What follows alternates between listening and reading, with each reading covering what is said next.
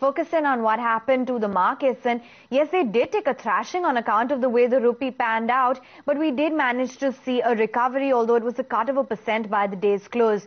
In fact, we did hit a low of 57.77, but we managed to clutch on to 5800 by the time we shut shop. For the broader markets, yes, they were in the red, but the kind of downfall that they saw was not as severe as what you saw for the frontline indices, so just about flat for the mid-cap index and a cut of almost 22 points for the small-cap end of the market.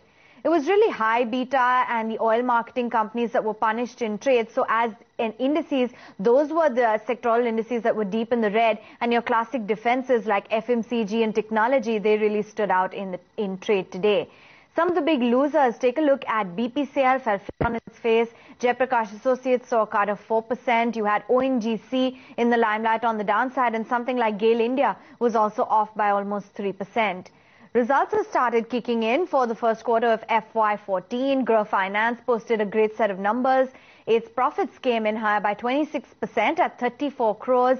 The income from operations also rose by 23% to come in at 182.6 crores, with the gross NPAs this time around seeing a marginal uptick, though on a sequential basis, of just about 0.4% versus 0.32%.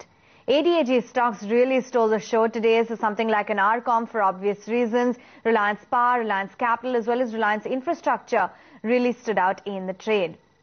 Bharti, in fact, very volatile counter today. You had quite a bit of some comments coming in with respect to debt reduction, but take a look as to how it fell off the intraday highs as the Zambia telecom regulator moved the court against Bharti Airtel, saying that for poor service quality. Hexaware rallied in the session on account of the way the rupee panned out, hitting that lifetime low. Take a look at a Havells. You had Morgan Stanley, which initiated coverage with an overweight rating, upping the price target to 878, saying that the dealer franchise, the brand strength and demand growth will work in its favor. Gitanjali Gems once again beaten out of shape as Care India downgraded the counter on liquidity concerns. Something like Arsha International, not a very liquid counter, but talks about the CDR approval within the next 120 days is what kept the counter pretty active today.